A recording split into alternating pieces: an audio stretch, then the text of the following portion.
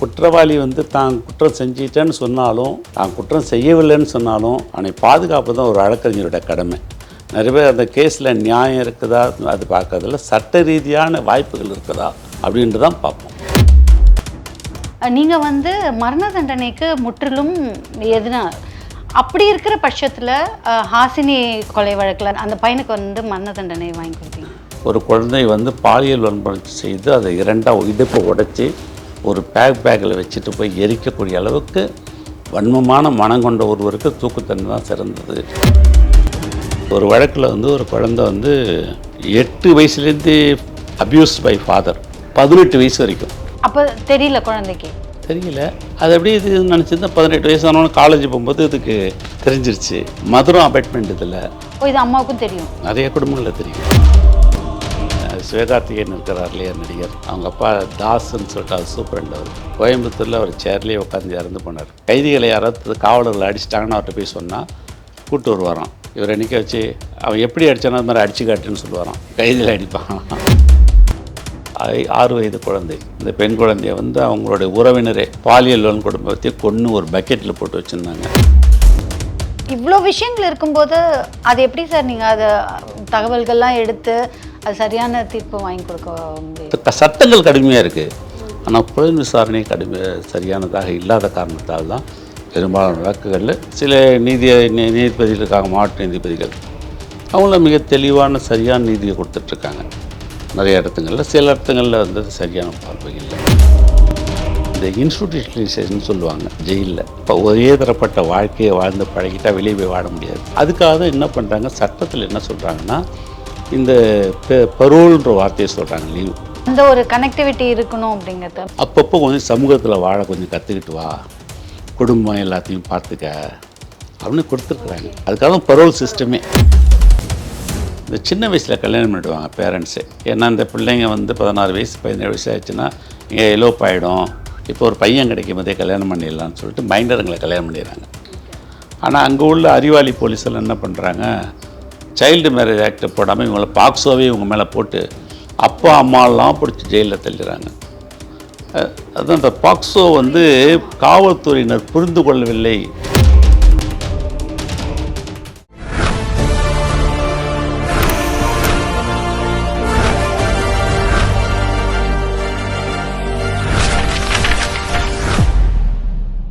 அனைவருக்கும் வணக்கம். இப்போ நாம் சந்திக்க போகிற மனிதர் தமிழ்நாடு மாநில மனித உரிமை ஆணையத்தின் உறுப்பினர் நீதியரசர் திரு கண்ணதாசன் அவர்கள். வணக்கம் சார். வணக்கம் சார். என்னுடைய பல நாள் கனவு இப்போ நிறைவேறுதுன்னு சொல்லலாம். நான் வந்து சில தருணங்களில் உங்களை நேரடியாக சந்திக்கும்போது நீங்கள் வந்து எடுத்த வழக்குகளுடைய சில தகவல்களை வந்து பகிர்ந்துப்பீங்க. அதை நான் வந்து பல காலமாக அதை பதிவு பண்ணி வந்து எங்கள் சேனலில் போடணும் அப்படின்லாம் ரொம்ப ஆசைப்பட்டிருக்கேன். அதற்கான சரியான நேரம் இப்போ வந்திருக்குன்னு சொல்லலாம். எப்படி இருக்கீங்க சார்? Super sir. சார், நீங்கள் கிட்டத்தட்ட 34 வருட காலங்களாக இந்த துறையில் இருக்கிறீங்க, வழக்கறிஞராக இருந்துட்டு இப்போ கடந்த 3 ஆண்டுகளாக இப்போது இங்கே மனித உரிமை ஆணையத்தில் இருக்கிறீங்க. அது மட்டும் இல்லாமல் நீங்கள் பல டிவிஷன்ஸில் வந்து நிறையா கேசஸை எடுத்துருக்கிறீங்க, லைக் சிவில் க்ரைம், அதுக்கப்புறம் போக்சோ, சிறைத்துறை அதிகாரியாக இருந்திருக்கீங்க. இந்த மாதிரி வரிசையாக நிறைய விஷயங்கள் சொல்லிகிட்டே போகலாம்.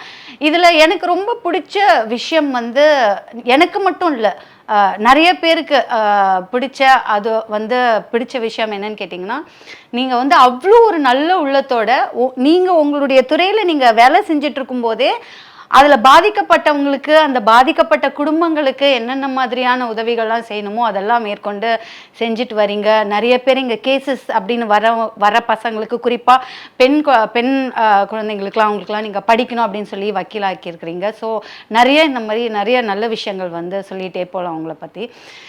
என்னோட முதல் கேள்வி என்னென்னா, இப்போது வழக்கு அப்படின்னு யாராவது ஒரு கேஸ் வந்து எடுக்கணும் அப்படின்னு சொல்லி உங்ககிட்ட வராங்க அப்படின்னு சொன்னால், நீங்கள் எதன் அடிப்படையில் வந்து இது கரெக்டு தான், இவங்க மேலே வந்து குற்றம் கிடையாது, இவங்களுக்கு வந்து நம்ம ஒரு நல்ல ஒரு தீர்ப்பு வாங்கி கொடுக்கணும் அப்படின்னு எந்த பேஸில் எதை வச்சு நீங்கள் அதை தீர்மானம் பண்ணி அந்த கேஸை எடுத்து நடத்துவீங்க? நீண்ட நாட்களுக்கு பிறகு கேமராமேன் வருவதற்கு வாய்ப்பு கொடுத்ததுக்கு நன்றி. வழக்குகளை பொறுத்த வரைக்கும் இந்த வழக்காடிகள் கிளையன்ட்ஸ் வந்து அவங்களுடைய கதையை ப்ளேஸ் பண்ணுவாங்க. சில பேர் வாயால் சொல்லுவாங்க, சில பேர் டாக்குமெண்ட்ஸ் கொடுப்பாங்க. பெரும்பாலும் என்னுடைய ஆரம்ப காலகட்டத்தில் குற்றவியல் வழக்குகள், கிரிமினல் வழக்குகள் தான் பெரும்பாலும் நடத்திட்டு இருந்தேன். எனது மனைவியார் அவங்களும் வழக்கறிஞர்னால அவங்க குடும்ப நல வழக்குகள் நடத்திட்டு இருந்தாங்க. அந்த கிரிமினல் வழக்குகள் நடத்தும்போது பெரும்பாலும் கொலை குற்றங்கள் தான் வரும். நிறைய கிரிமினல் வழக்குகளில் கொலை குற்றவாளி வந்து உண்மையை சொல்லுவான் வழக்கறிஞர்கிட்ட. நான் எப்படி செஞ்சேன், என்ன செஞ்சேன்றது. அப்பொழுது போலீஸ் வழக்கு போடும்போது இவன் சொல்கிறதுக்கு மாறுபாடாக இருந்தால் நிச்சயம் அவனுக்கு விடுதலை வாங்கி கொடுத்துருவோம். போலீஸ் சொன்னது இவனுக்கு அப்படியே போய் இவன் சொன்னதை போலீஸ், ஆனால் பெரும்பாலும் போலீஸ் சொல்ல மாட்டாங்க. என்ன காரணம்னு கேட்டிங்கன்னா, பெரும்பாலான கொலை வழக்குகளில் சாட்சியம் சொல்ல யாரும் வரமாட்டாங்க. ஒரு ட்ராமான்னு தெரியும். ஒரு கொலையை பார்க்கும்போது உங்களுக்கு ஒரு பயம் வரும், வரமாட்டாங்க. சார், இப்போ நிறைய அதான் டிவிஷன்ஸில் நீங்கள் எடுத்துருக்கிறீங்க. முதல்ல I would like to talk about POCSO. So அதில் வந்து நீங்கள் வந்து நிறையா வழக்குகள் நீங்கள் வந்து நிறைய பேருக்கு நல்ல தீர்ப்புகள் வாங்கி கொடுத்துருக்குறீங்க. அதை பற்றி பேசணும் அப்படின்ட்டு நினச்சேன். முக்கியமாக நீங்கள் வந்து மரண தண்டனைக்கு முற்றிலும் எதுனா அப்படி இருக்கிற பட்சத்தில் ஹாசினி கொலை வழக்கில் 2017 நடந்தது. அதில் வந்துட்டு நீங்கள் எப்படி வந்து அந்த பையனுக்கு வந்து மரண தண்டனை வாங்கி கொடுத்தீங்க?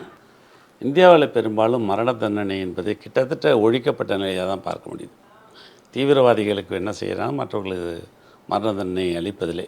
சட்டத்தில் அந்த தண்டனை உச்சபட்ச தண்டனை இருக்கும் பொழுது அதை கோரி பெறுவது தான் ஒரு அரசு வழக்கறிஞர் அல்லது பாதிக்கப்பட்டவர்களை வாதாடக்கூடிய ஒரு வழக்கறிஞருடைய நிலைமை அதுதான். அந்த வழக்கில் வந்து காவல்துறையினுடைய அந்த இறுதி அறிக்கை, ஃபைனல் ரிப்போர்ட், சார்ஜ் ஷீட்டுன்னு சொல்லுவாங்க, அது முழுமையாக இல்லை.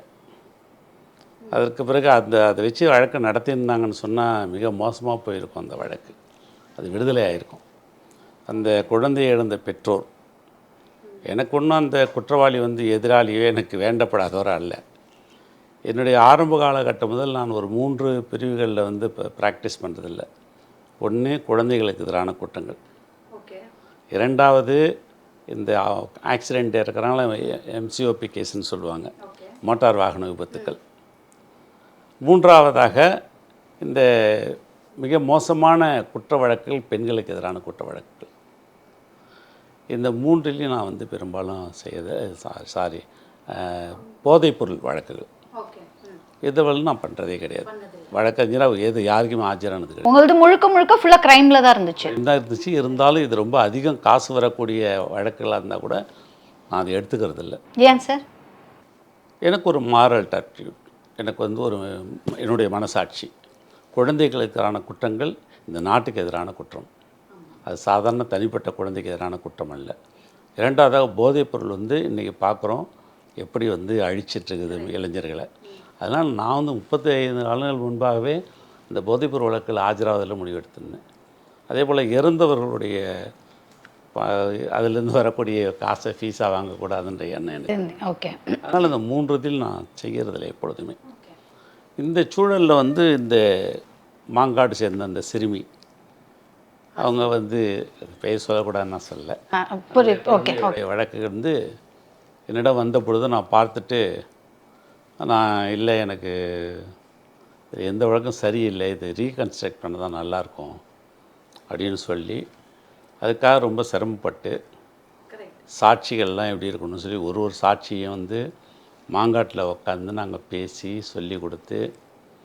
அதுக்கு பெருசாக ப்ரூஃப் எதுவும் இல்லைல்ல சார்? எந்த அந்த சிறுமியோட கொலை வழக்கில் சொல்ல வரேன். அந்த வழக்கில் வந்து நேரடி சாட்சிகள் இருந்தாங்க, அந்த குழந்தைய கடைசியாக பார்த்ததெல்லாம் இருந்தாங்க. ஆனால் அதை முறையாக வந்து அவங்க ஸ்டேட்மெண்ட்டில் ரெக்கார்ட் பண்ணலை. அது ஒரு பெரிய இது இருந்தது. அது போலீஸ் கேஷுவலாக இருந்துச்சு. அதில் அந்த வழக்கில் வந்து போலீஸ் முறையாக நடந்துக்கலை. அதை வந்து இன்னும் நான் சொல்லணுன்னா, அந்த வழக்கை அந்த குழந்தைக்காக எடுத்து நடத்தணும் அப்படின்னு என்னை வலியுறுத்தினவர் இப்போதைய முதலமைச்சருடைய மருமகன் திரு சபரீசன் அவர்கள். அவர் தான் என்னை வந்து வேண்டி கேட்டுக்கிட்டு நீங்கள் நடத்தி கொடுக்கணும் அப்படின்னார்.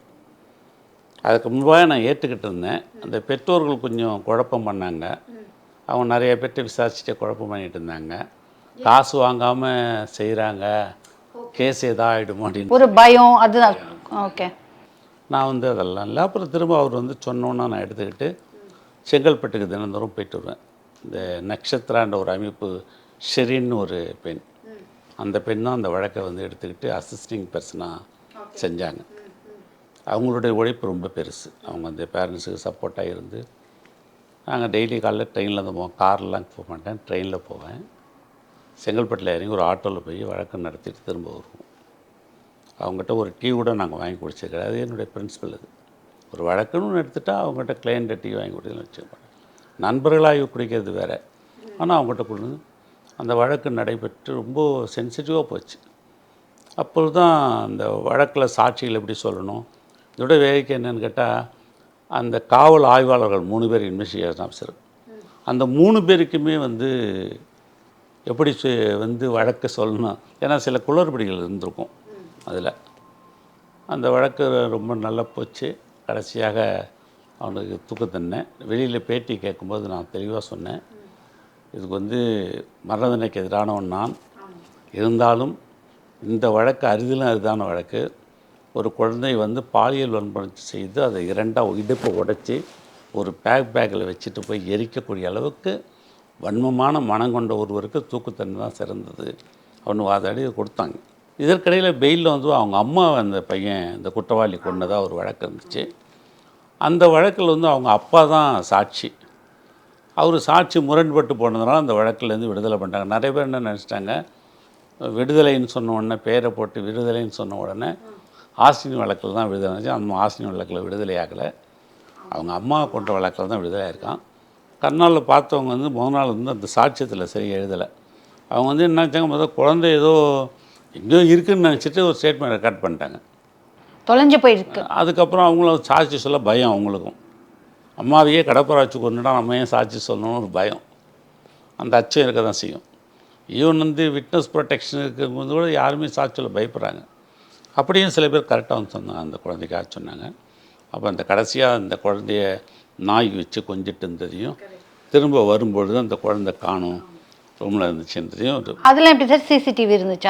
அது வழியாக வச்சு தான் ட்ராக் பண்ணாங்க. சிசிடிவி வந்து அந்த பேக் எடுத்துகிட்டு போகிறது அது மட்டும்தான் ரெக்கார்டு. அது மட்டும் ரெக்கார்டு இருந்துச்சு. ஒரு பார்த்த ஒருத்தவங்க பேக்கை மாட்டிட்டு அந்த 11 டயத்தில் போகிறான்.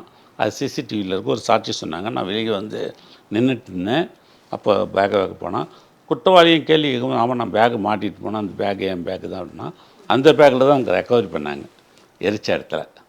ஓகே, சாட்சியங்கள் வந்து ப்ரூவாச்சு.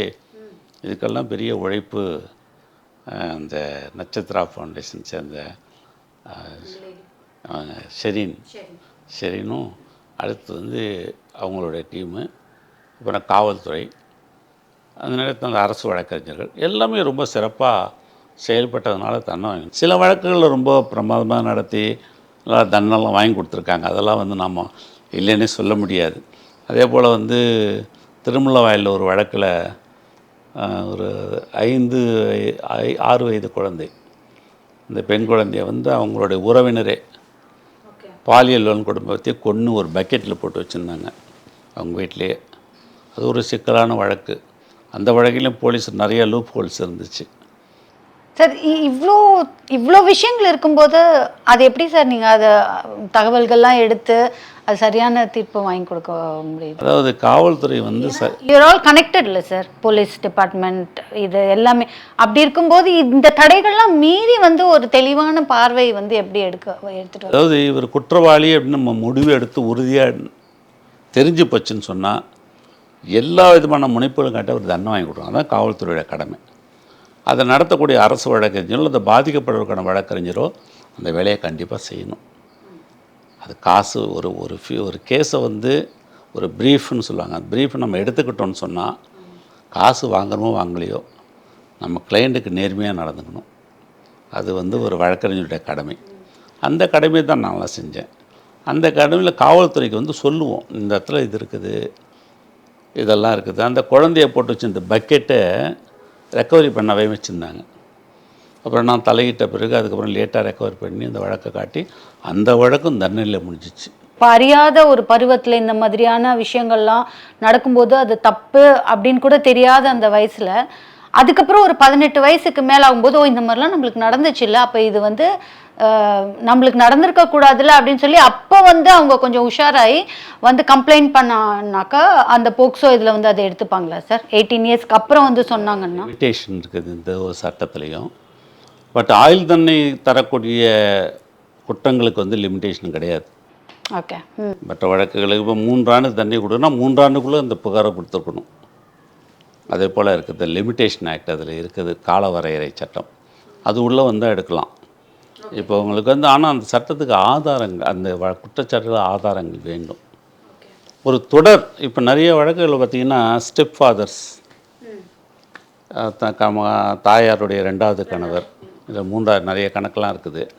அதே போல் அவங்களோட வரக்கூடிய பாதிப்புகள், சில இடத்துல வந்து ஃபேமிலி மெம்பர்ஸு, ஃபாதரே, இந்த மாதிரிலாம் நிறைய வழக்குகள் இருக்குது. ஒரு வழக்கில் வந்து ஒரு குழந்தை வந்து 8 வயசுலேருந்து அப்யூஸ்ட் பை ஃபாதர், 18 வயசு வரைக்கும்.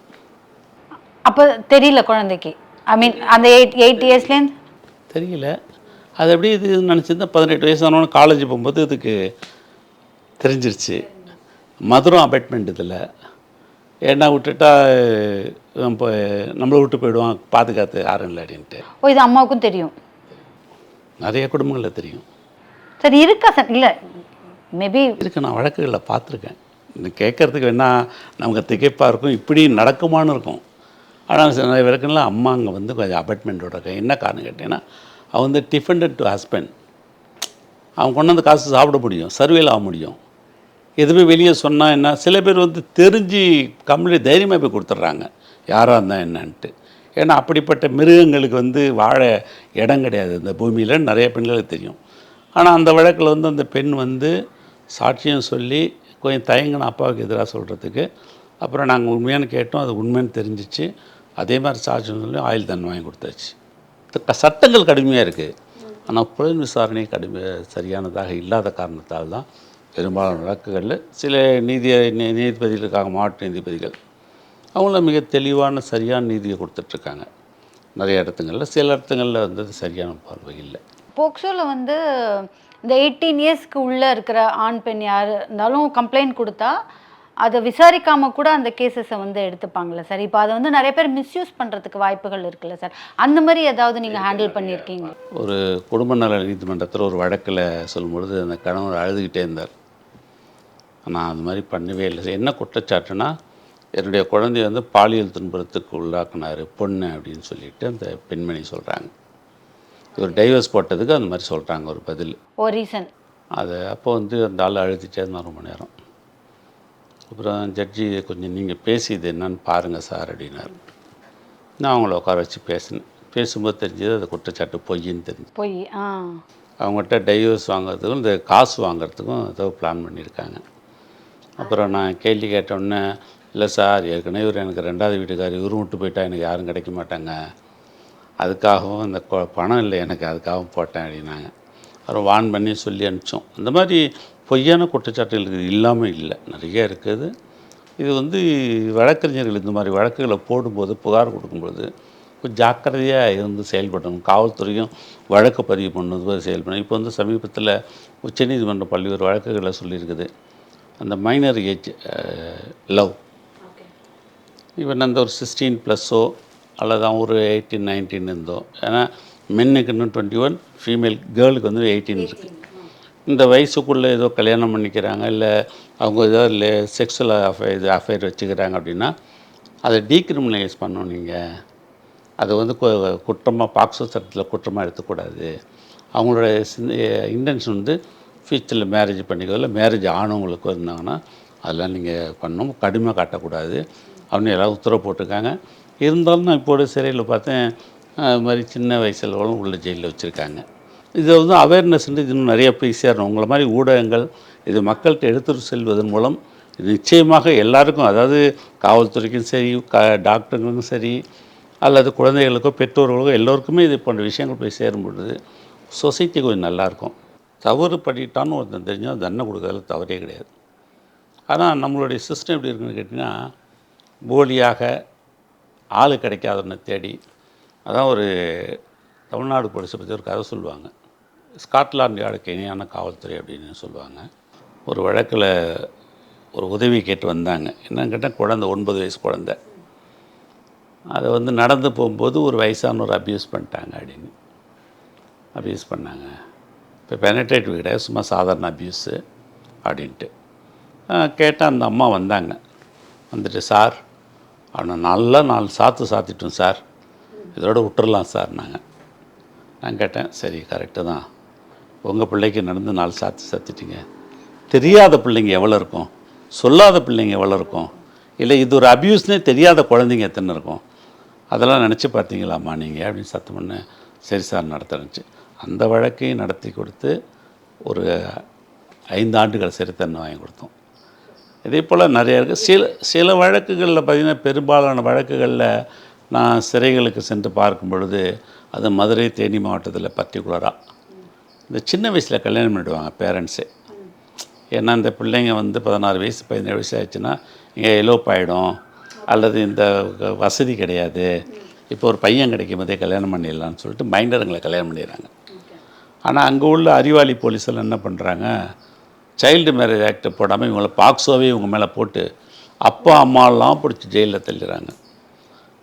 அதுதான் அந்த பாக்ஸோ வந்து காவல்துறையினர் புரிந்து கொள்ளவில்லை, இன்னதை முழுமையாக அறிந்து கொள்ள, குறிப்பாக பெண் காவலர்கள் இதை பற்றி முழுமையாக தெரிஞ்சுக்கலன்றதுக்காக நான் சொல்கிறேன். இது இன்னும் நல்லா நீங்கள் சொல்கிற விஷயம் வந்து இதையும் நிறைய பதிவு பண்ணணும். அடுத்த தடவை நம்ம வந்து உங்களுடைய அந்த சிறைத்துறையோடைய அந்த ரெஸ்பான்சிபிலிட்டிஸை பேசும்போது இந்த மாதிரியான நிறைய தகவல்கள் வரும் அப்படின்னு நினைக்கிறேன். இது மாதிரி இதை எதுக்கு சொல்ல வரேன்னு கேட்டிங்கன்னா, காவல்துறை வந்து அடக்குமுறையால் சாதிக்க முடியாதை தங்களுடைய அணுகுமுறையால் மாற்றிக்கலாம்.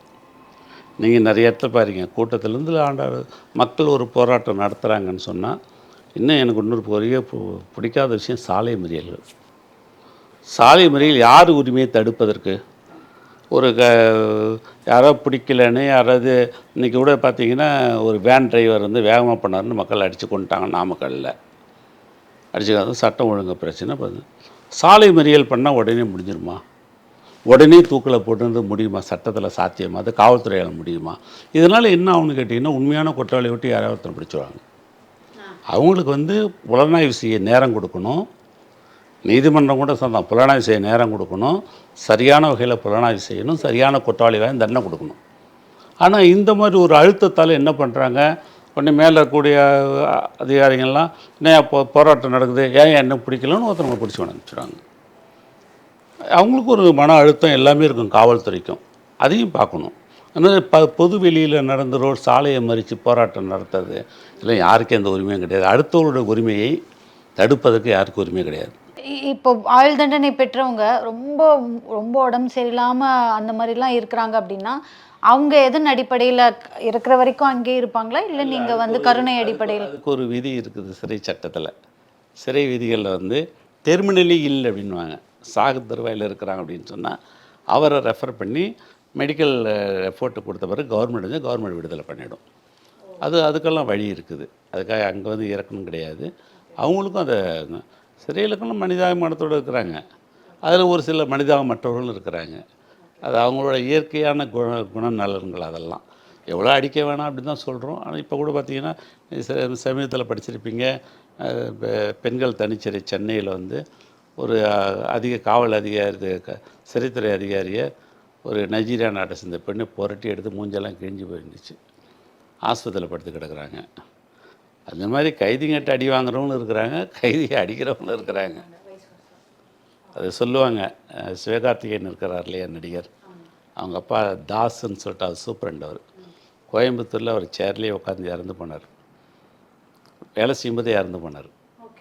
அவர் வந்து சொல்லுவாராம், யாராவது கைதி வந்து உடல்நல குறைவாக சார் இறந்து போனார். அவரை பற்றி கைதிங்க சொல்லுவாங்க.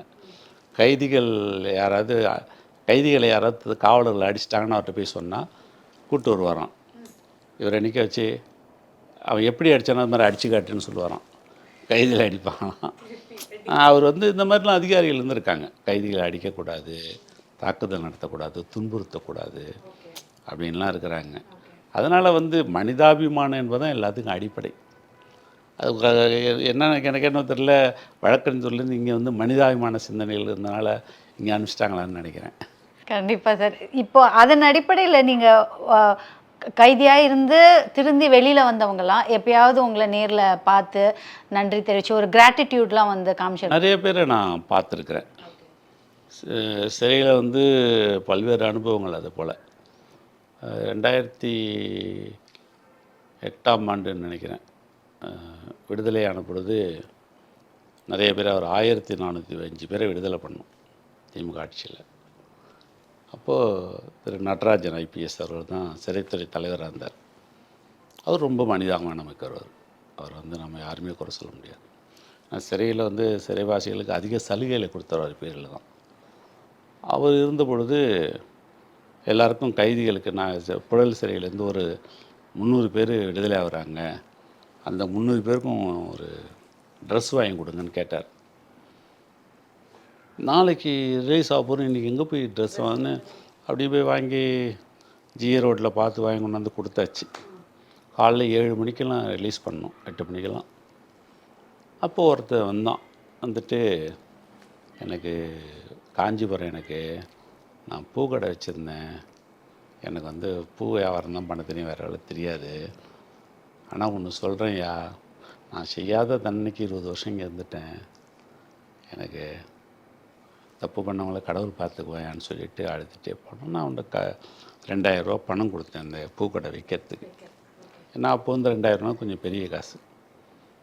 ஒரு 2008 ஒரு 4 மாதத்தில் இறந்து போயிட்டான்.